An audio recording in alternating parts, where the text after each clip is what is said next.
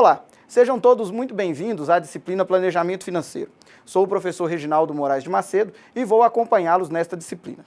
Sou graduado em Administração pela Universidade Estadual de Montes Claros, a Unimontes, e sou professor de instituições de ensino superior desde 2007. Minha relação com o planejamento financeiro vem tanto da teoria, por ser professor das disciplinas de matemática financeira, orçamento empresarial, administração financeira e controladoria, quanto da prática pela experiência como consultor empresarial ao longo dos anos, apoiando empresas dos mais diversos segmentos e portes no planejamento, organização, execução e controle das ações e atividades gerenciais, financeiras e produtivas. Acredito que a execução da disciplina será tranquila e bastante proveitosa. Então vamos lá. Ao todo, serão 4 videoaulas nas quais serão apresentados e discutidos conceitos relacionados às decisões de investimento e de financiamento, o planejamento empresarial, suas etapas, técnicas, métodos e ferramentas. Ainda veremos o fluxo de caixa e o controle financeiro propriamente dito. Nesta primeira videoaula da disciplina, apresentaremos e discutiremos conceitos relacionados às decisões de investimento, incluindo o processo de investimento das empresas, as funções e estrutura da administração financeira e as ações e estrutura do planejamento financeiro. Também serão discutidos assuntos relacionados às decisões de financiamento envolvendo a contextualização e conceituação de capital fixo e de capital de giro, as fontes externas e internas de financiamento e os processos e formas de financiamento de curto e longo prazo. Os objetivos desta videoaula, portanto, são definir por que as empresas tomam a decisão de realizar investimentos, apresentar as funções do administrador financeiro e demonstrar a importância do planejamento financeiro para a administração de empresas. Antes de iniciar, contudo, cabe falarmos um pouco acerca do que são decisões e do processo de tomada de decisão. Decidir é o processo pelo qual um determinado indivíduo, grupo ou instituição opta por um ou mais cursos de ação a partir de critérios.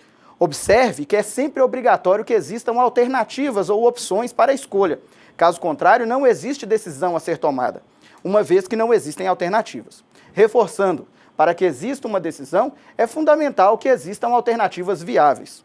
Nas empresas, é comum que diversas pessoas de formações profissionais e níveis diferentes de conhecimento tomem decisões.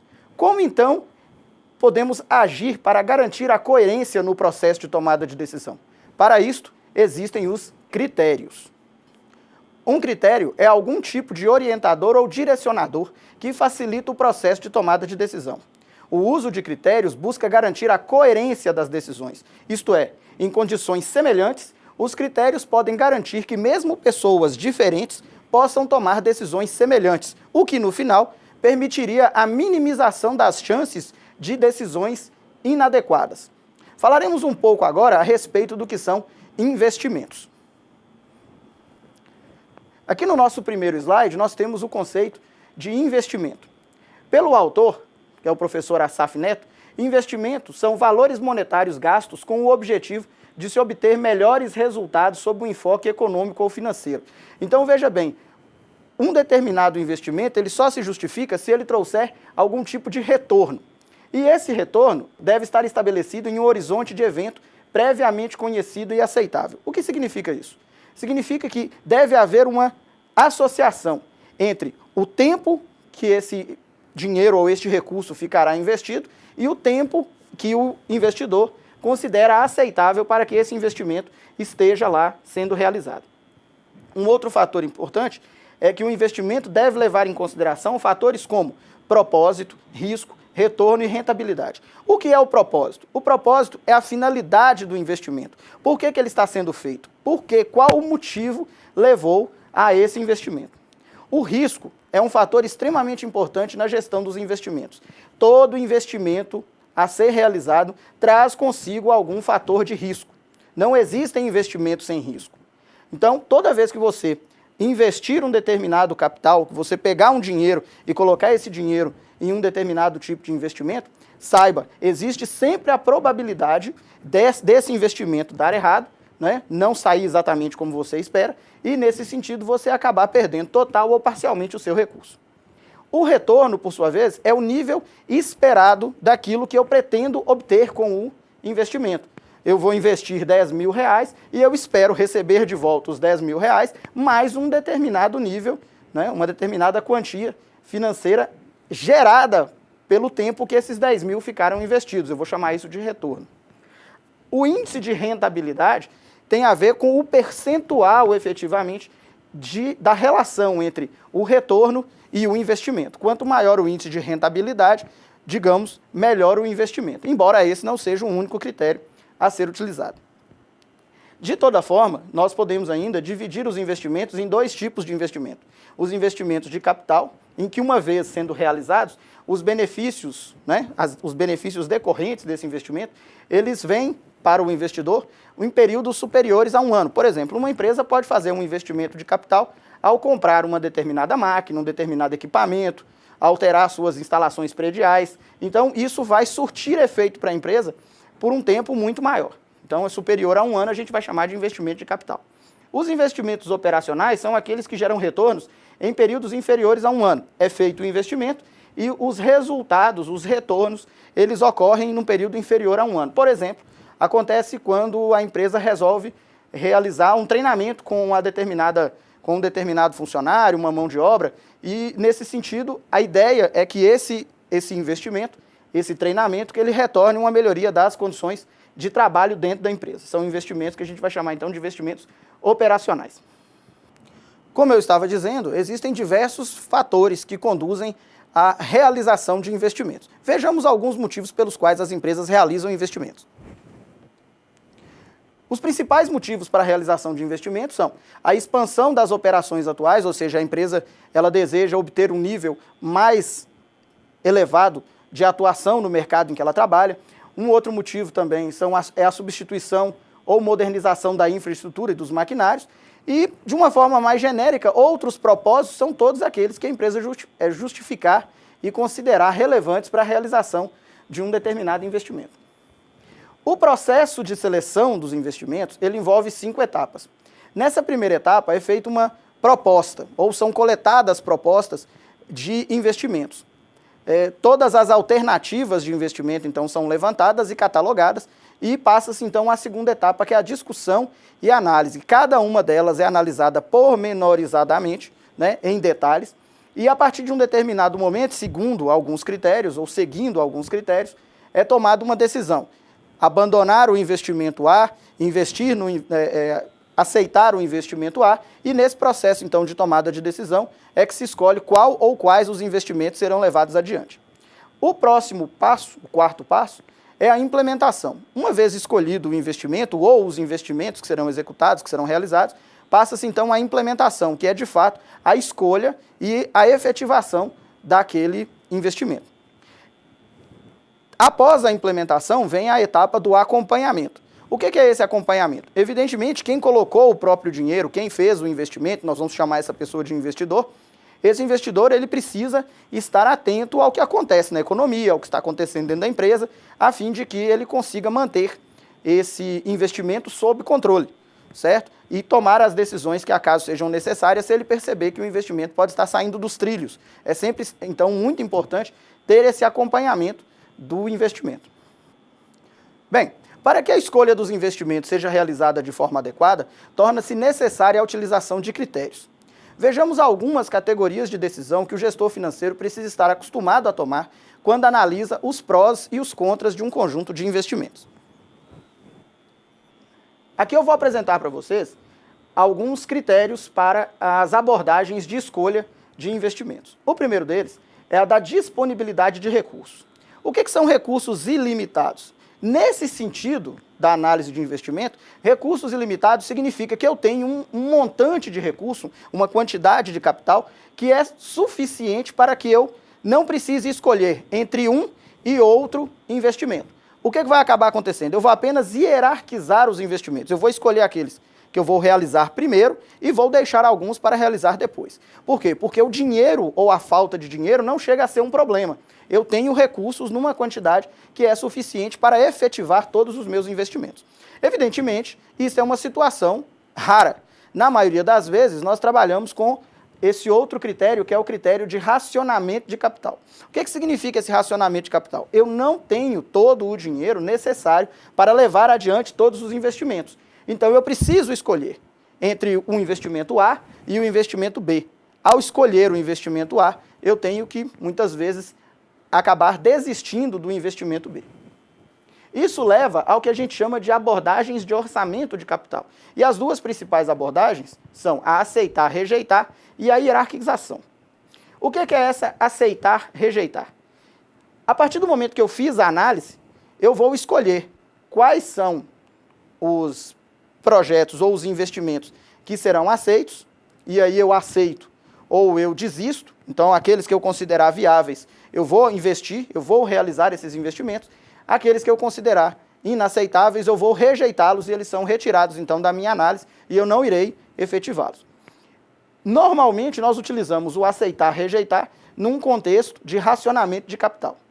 No caso do critério de hierarquização, os projetos são organizados a partir de critérios. Então, nós temos aqui diversos critérios. Um critério, por exemplo, é o payback, o outro critério é a taxa interna de retorno, o outro, talvez o mais conhecido, seja o valor presente líquido ou o valor atual líquido. E nesse caso da hierarquização, eu não estou buscando descartar um em benefício de outros. Eu só quero saber quais são aqueles mais adequados segundo um determinado critério. Então eu vou montar uma lista, por exemplo, em ordem crescente ou decrescente, e eu vou seguir essa lista conforme for do meu interesse.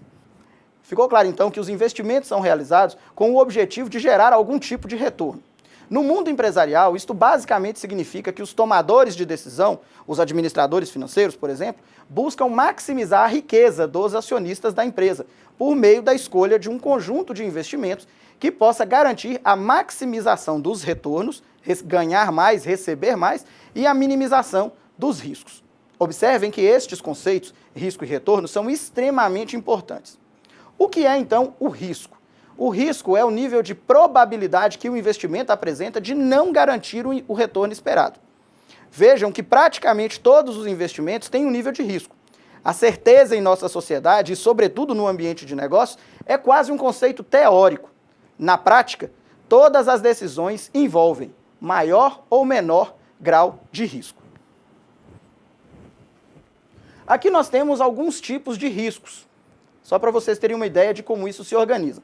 Os primeiros riscos, talvez os mais conhecidos, são os riscos macroeconômicos. Eles têm a ver com a inflação, eles têm a ver com a disponibilidade de crédito, eles têm a ver com o aquecimento ou desaquecimento da economia. Então, de uma forma geral, eles impactam sobre todas as empresas. Algumas empresas, talvez aquelas um pouco mais organizadas, elas têm uma capacidade de responder mais rapidamente os problemas e os riscos macroeconômicos. Mas, basicamente, os riscos macroeconômicos, eles estão colocados para toda uma dinâmica, para todas as empresas que participam do mercado. As questões jurídicas, ou os riscos jurídicos, têm muito a ver com a formalização dos contratos. Então, sob determinadas circunstâncias, uma determinada área, um determinado mercado, ele apresenta condições jurídicas específicas, uma legislação específica, e isso pode acabar sendo um fator que influencia fortemente a escolha ou o abandono de um determinado investimento. Os riscos tecnológicos têm a ver principalmente com a obsolescência dos equipamentos. Então, eu posso ter um determinado conjunto de equipamentos lá na minha empresa, e esses equipamentos eles vão ficando obsoletos, eu vou perdendo a qualidade, eu vou perdendo produtividade, e o meu concorrente pode ter um equipamento mais novo e isso vai acabar fazendo muita diferença para ele. Um outro tipo de risco muito importante é a concorrência. Raramente nós estamos sozinhos, ou a empresa está sozinha no mercado. Ela disputa a atenção do cliente com outras empresas, outros prestadores de serviço, e nem sempre, né, ela tem o conhecimento de quem é esse concorrente. Se a concorrência é uma concorrência conhecida, às vezes é uma pessoa ou uma empresa que está no mesmo setor, no mesmo ramo, na mesma rua, disputando a atenção do cliente, talvez seja mais fácil. Agora, com a globalização, hoje nós temos a concorrência de empresas da China, de Taiwan, dos Estados Unidos, da Europa. Então, o mundo inteiro nessa aldeia global, hoje, praticamente, todo mundo concorre com todo mundo. Um outro item também relacionado à concorrência, que é bastante importante, é o que a gente chama de produtos substitutos.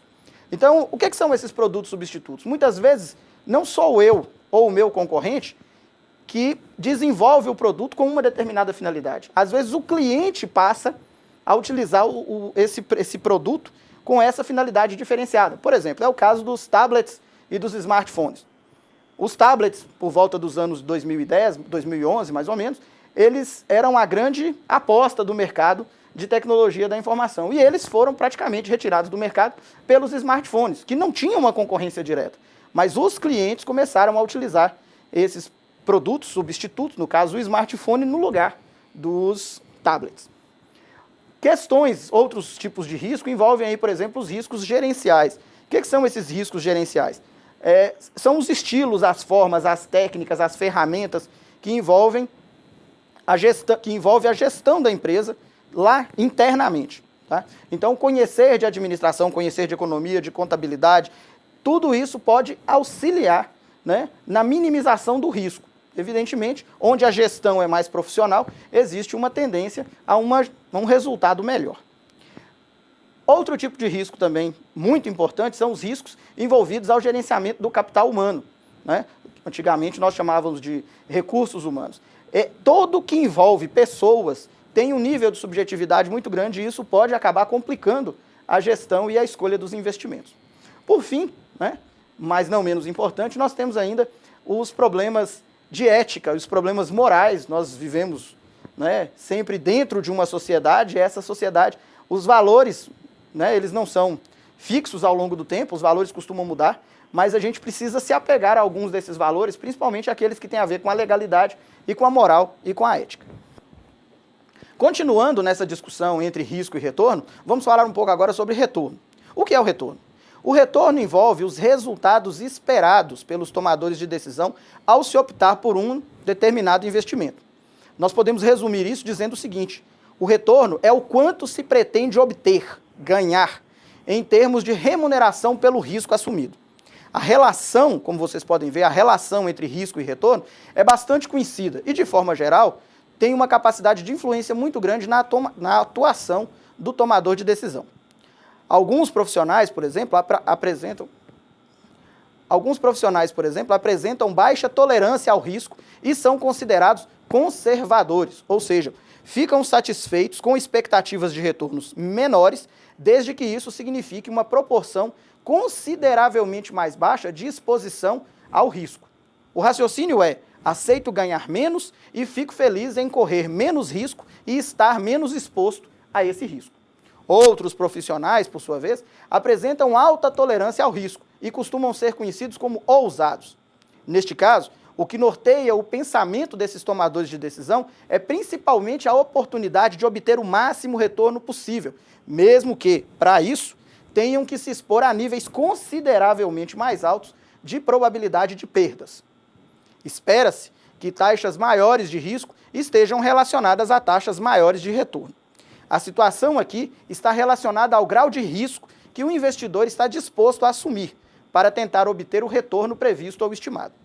Essa discussão é complexa, envolve desde fatores financeiros, econômicos e gerenciais, até mesmo questões de base psicológica e sociológica. Contudo, algo pode ser dito com certeza: os tomadores de decisão profissionais não jogam. Eles assumem riscos calculados. O que muda entre esses perfis é o quanto de risco cada grupo está disposto a assumir. Evidentemente, um conjunto extenso de fatores influencia o processo de tomada de decisão em relação aos investimentos. Vamos analisá-los. Aqui nós apresentamos fatores conhecidos como fatores condicionantes ou estruturantes de risco e retorno. São perguntas que normalmente o tomador de decisão vai realizar antes ou durante o próprio processo de tomada de decisão ou de investimento ou de desinvestimento. Primeira questão é a seguinte: de quem é o capital investido? Existe uma grande diferença entre eu ser o investidor, o próprio dono do capital, ou eu ser um profissional que está realizando o investimento em nome de outra pessoa. Então, de quem é o capital é a primeira pergunta que normalmente é feita. Qual o nível de controle do investidor em relação a esse investimento? O quanto o dono do dinheiro consegue influenciar o tomador de decisão? Qual o perfil do investidor? É o que nós estávamos comentando em relação a ser ousado, ser conservador. Então, o investidor, ele vai assumir mais risco, ele tem intenção em assumir mais risco, ou ele vai tentar manter esse risco em um nível mais baixo? Outra pergunta tem a ver com o nível de autonomia do tomador de decisão. Qual o perfil do tomador de decisão? Essa autonomia, né, que nós estamos falando aqui, tem a ver se eu posso decidir por conta própria ou se eu tenho que pedir autorização ao investidor. O nível do tomador, o perfil do tomador de decisão também é importante, tanto quanto o perfil do investidor. Outra pergunta é qual a conjuntura econômica? Será que nós estamos num momento de crescimento da economia, um crescimento de A outra pergunta, também muito importante, é qual a conjuntura econômica? Disso, nós temos a ver com as condições econômicas gerais. Estamos num momento de crescimento, um momento de redução, um momento de recessão. Então, qual é o contexto geral da economia? Uma outra pergunta importante também é qual o nível de regulação do mercado. Se nós, por exemplo, fôssemos fazer uma análise entre o mercado, né, de investimento brasileiro e o mercado de investimento americano, por exemplo, nós veríamos que o nível de regulação no mercado brasileiro é muito maior. Ter um mercado regulado não é necessariamente ruim. Existe uma certa preocupação, por exemplo, do Banco Central Brasileiro, nós vamos falar em umas aulas mais adiante, existe uma preocupação do Banco Central Brasileiro em manter uma certa vigilância sobre o que acontece no mercado. Uma outra pergunta importante é qual o perfil da carteira de investimentos? O conjunto de investimentos que eu faço e como essa carteira ela se organiza e ela é influenciada por questões externas, questões econômicas, tem todo um impacto na gestão dessa própria carteira. A outra questão também importante é qual o nível de conhecimento e competência do tomador de decisão. Espera-se que ao tomar a decisão de ser um investidor e de tomar decisões de investimento, que esse indivíduo, esse profissional, esse gestor, ele saiba exatamente o que ele está fazendo e ele tenha uma base de conhecimento a respeito disso. Outros fatores, dos mais diversos, incluindo aí de base psicológica, sociológica, também são fatores considerados estruturantes ou condicionantes.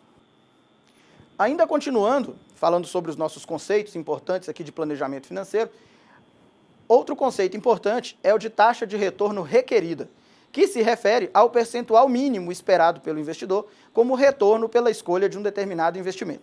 Por exemplo, somente vou investir na compra de um lote de 5 mil metros quadrados por 2 milhões de reais se houver a expectativa de que em 2 anos o valor do metro quadrado terá se valorizado pelo menos 30%. Os 30%, neste caso, são a minha taxa de retorno requerida. É como um critério de corte para a tomada de decisão. Se a perspectiva não é de valorização ou de uma valorização menor do que 30%, a taxa requerida de retorno acaba impedindo a efetivação do investimento. Ainda nesse contexto, é interessante definir custo de oportunidade. Em um processo de tomada de decisão de investimento, o custo de oportunidade é a diferença entre o retorno obtido e o melhor retorno possível que poderia ter sido obtido em uma determinada situação.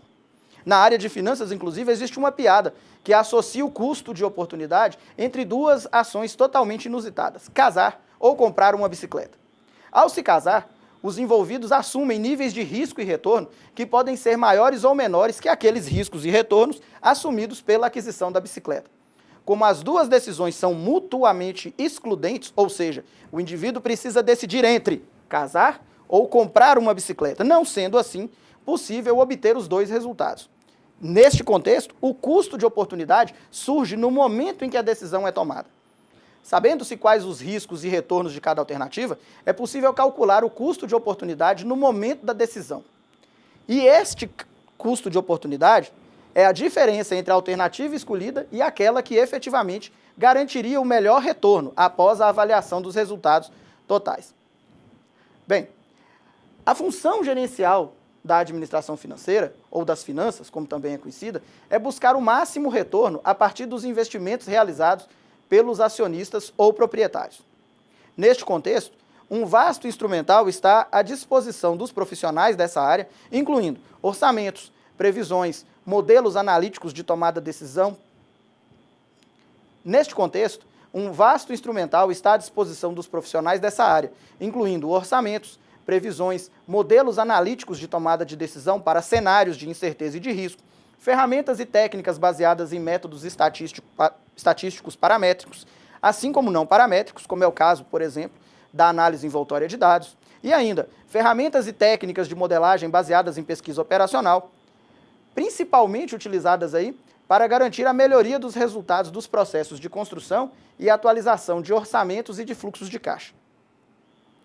Do ponto de vista da dinâmica das ações e atividades financeiras, o administrador financeiro precisa concentrar-se em decidir quais as fontes mais adequadas de financiamento. O que significa isso? Onde está o dinheiro a ser captado?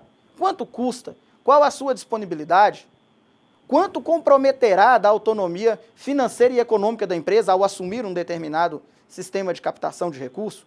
Também precisa decidir onde investir os recursos financeiros, e isso envolve definir quais são os investimentos, quais os níveis de risco e retorno de cada um, como podem ser construídas as carteiras de investimento, como medir os níveis de eficácia, eficiência e efetividade da carteira de investimentos. O administrador financeiro também precisa decidir como a empresa gerencia as entradas e as saídas de recursos financeiros, tanto no curto, no médio, quanto no longo prazo.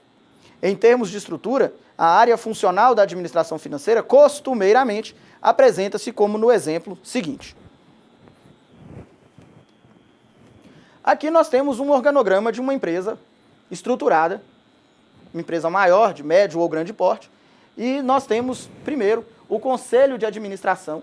Esse conselho de administração envolve aqueles indivíduos escolhidos pela empresa, né? Normalmente são os sócios. Esses sócios ou acionistas, eles definem as direções básicas da empresa, mais ou menos quais são os investimentos que serão realizados, qual é o funcionamento básico da empresa. É nesse sentido em que funciona o conselho de administração.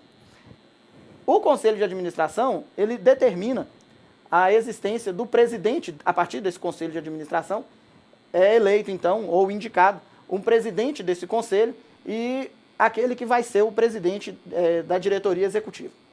O diretor de operações já é uma pessoa que está mais diretamente ligada ao funcionamento da empresa. Talvez o conselho, provavelmente, os membros do conselho administrativo não tenham uma vivência muito próxima da empresa, são mais os investidores propriamente ditos, mas o diretor de operações ele já está trabalhando dentro da empresa, representando esse conselho e atendendo às orientações do presidente do conselho e da diretoria executiva.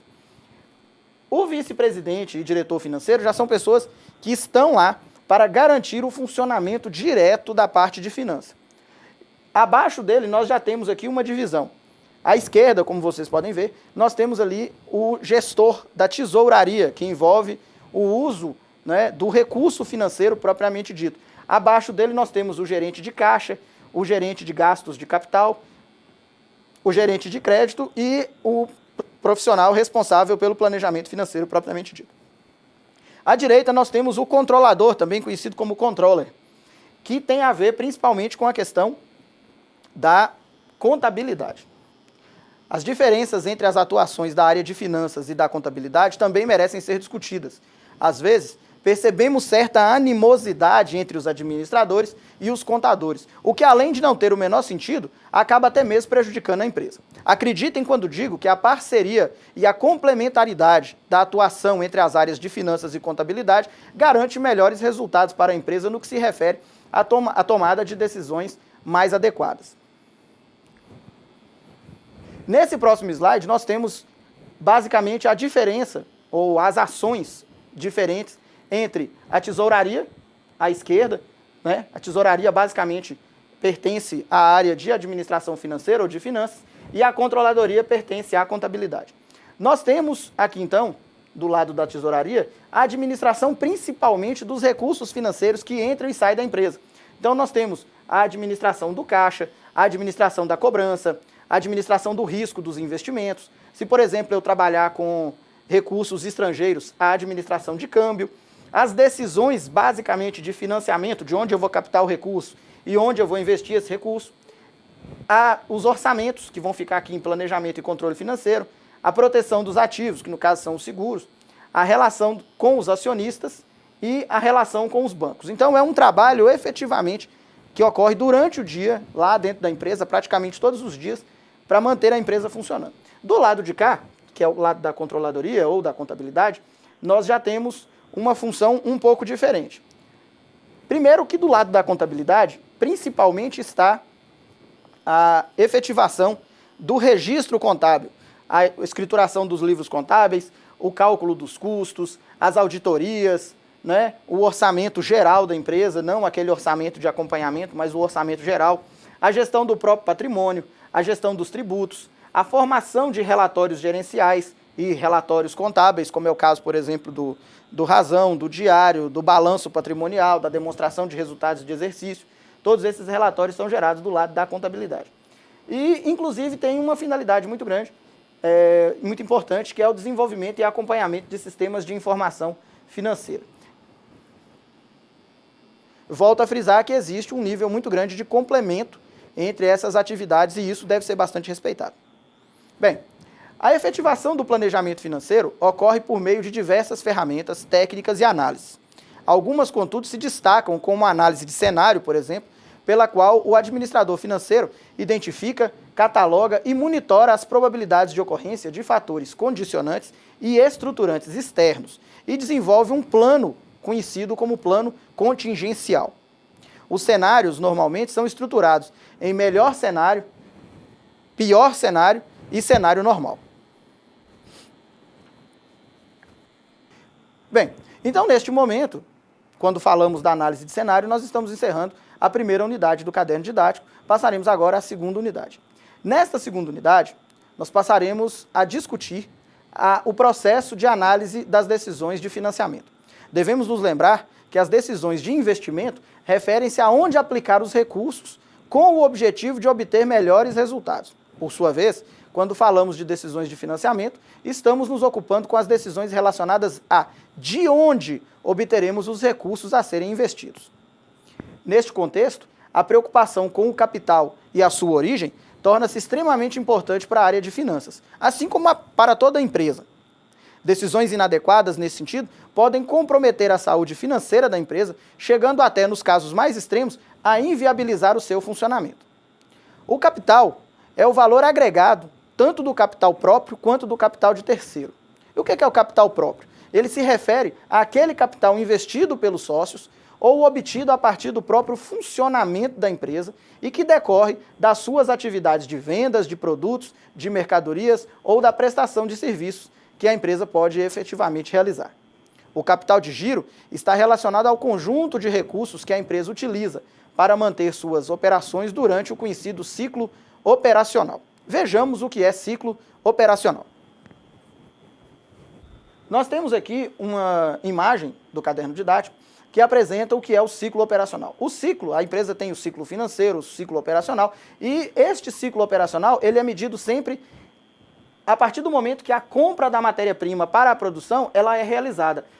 Então, ela envolve do momento em que a matéria-prima é comprada, o pagamento dos custos de produção, ainda engloba o momento em que foi realizada a venda, o pagamento da matéria-prima e o recebimento da venda. Então, do momento em que eu decidi e efetivei a minha compra de matéria-prima, até o momento em que eu recebi o dinheiro que foi vendido, eu chamo esse processo todo, esse tempo todo aí de ciclo operacional.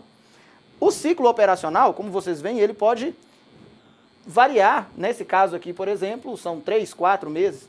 E nesse caso, quanto mais rápido for o ciclo operacional, melhor para a empresa. Significa que eu estou produzindo, eu estou comprando a matéria-prima e mais rapidamente eu já estou recebendo o dinheiro da venda. Quanto maior o ciclo operacional, isso pode indicar um risco maior para a empresa.